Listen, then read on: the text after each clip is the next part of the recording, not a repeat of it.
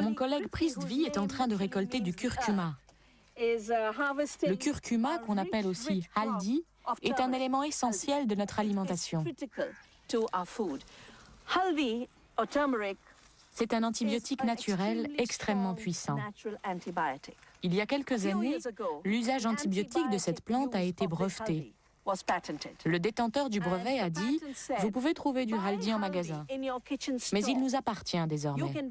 Vous devez nous payer. » Il est démontré actuellement que les pesticides en général induisent des stérilités, notamment chez le jeune enfant. Le taux de natalité en Europe est décroissant de façon prodigieuse. On sait maintenant que ce sont les pesticides qui en sont en partie responsables. Et enfin, en tant que cancérologue, je vous dis, aujourd'hui, les cancers de l'enfant augmentent de 1% chaque année. Et on sait nettement actuellement que les pesticides en sont une des causes. Waouh, regarde, bonjour, bonjour. Comment ça va? Comment ça va? C'est super. Chaque année, au moins 5 millions d'individus meurent d'une maladie liée à la pénurie ou à la contamination d'eau. Dysenterie, diarrhée, typhoïde, amibes, choléra, dengue prolifèrent toujours. Aujourd'hui, un Américain ou un Européen utilise autour de 700 litres d'eau par jour, alors qu'une partie de la planète ne dispose pas des 20 litres nécessaires à un être humain chaque jour. En Chine, la province du Yunnan est peut-être menacée par un changement climatique. Selon les scientifiques, le glacier du Yulong fond un peu plus chaque année et aurait baissé de 250 mètres en 20 ans. De quoi menacer les 300 millions de Chinois qui peuplent la région et dont les cultures sont irriguées par l'eau du glacier. Ah, qu'est-ce que vous avez fait comme trouvaille? C'est un ballon, disons, qui se promène au fil de l'eau. Ça vient d'Angleterre. Ah bah oui. Clinton Road. Voilà. On en fait des trouvailles dans le marais? Oh, il n'y a pas que ça. Qu'est-ce qu'on trouve dans le marais d'autre? Oh là là, un peu de tout. Un peu de tout. Il n'y a que des femmes qu'on ne trouve pas. Oh. C'est vrai que nous ne verrons pas de femmes dans les marais. Au Brésil. Derrière cette colline, il y a une vallée. Et au fond de cette vallée, il y a un village.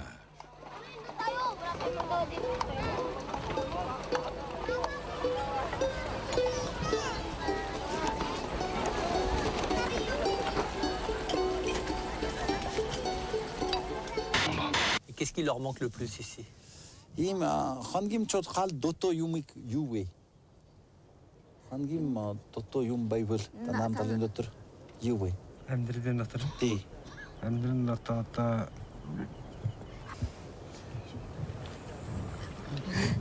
Est-ce que ça veut dire qu'il leur manque rien? Si. C'est pas ça, c'est que la question, elle est bizarre quand même, parce qu'en fait, ils s'autosuffisent. Donc là, on partirait, nous, de l'esprit d'un manque, alors qu'eux ne le perçoivent pas forcément. Donc il faut qu'on essaye un peu de les guider par rapport à, justement, à la pérennité de leur vie. C'est ça. Ma question, elle est déplacée dans leur mode de culture. Ah oui, c'est un petit peu bizarre, quoi. Hein, c'est comme si, on se suffit, on a nos rênes, on est content, et tout d'un coup, il faudrait dire qu'il nous manque. Alors, soit tout, soit rien. La même chose. Fréquence élevée d'anomalies des reins, augmentation du nombre de globules blancs chez les mâles, baisse du nombre de globules rouges chez les femelles. Les effets du maïs transgénique MON 863 sur un échantillon de rats sont inquiétants. La commission de génie biomoléculaire, la CGB, les a détaillés dans un rapport, puis a rendu un avis défavorable à sa mise sur le marché. Cela n'a servi à rien. Le comité scientifique européen, lui, s'est prononcé pour sa commercialisation. Il y en a 80% des Français qui refusent les OGM, mais ce qui est invraisemblable, c'est qu'on essaye toujours de nous les imposer. Donc moi, j'arrive pas à comprendre pourquoi.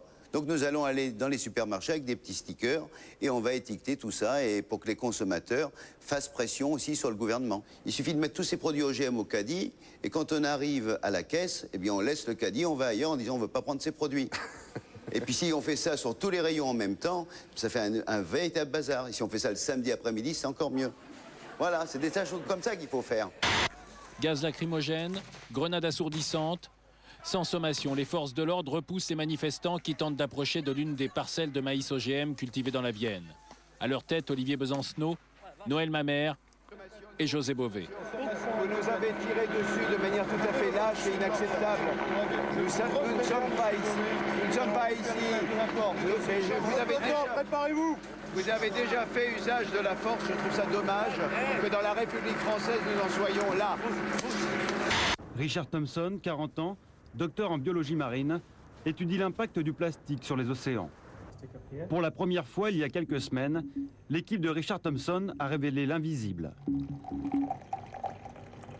Des milliards et des milliards de particules de nylon, de polyester, de polyéthylène et autres sortes de plastique. Les plus petits fragments identifiés font 20 microns. Les concentrations sont si extraordinaires que le chercheur fut le premier surpris par sa découverte. J'ai découvert qu'un tiers des sédiments marins étaient composés de plastique. Le deuxième tiers est composé de matière organique, tout à fait naturelle, comme des organismes marins ou du plancton. Quant au troisième tiers, on ne sait pas vraiment encore ce que c'est. On a trouvé les mêmes proportions partout où on a fait les recherches, tout autour de la Grande-Bretagne, au large de l'Italie, de la France, et même bien plus loin, jusqu'en Antarctique. Si nous ne changeons pas radicalement, vraiment dans les prochaines années, oui, probablement que on va changer d'échelle et que les crises écologiques vont être d'une telle ampleur qu'il va y avoir effectivement des conséquences tragiques pour l'humanité. Vous dites une phrase terrible, vous la prêtez à votre fils, qui sera un jour grand, et qui pourrait dire un jour « Salaud, vous saviez ». Il faudrait être aveugle, vraiment aveugle, pour ne pas se rendre compte qu'effectivement, le monde est en train de devenir fou.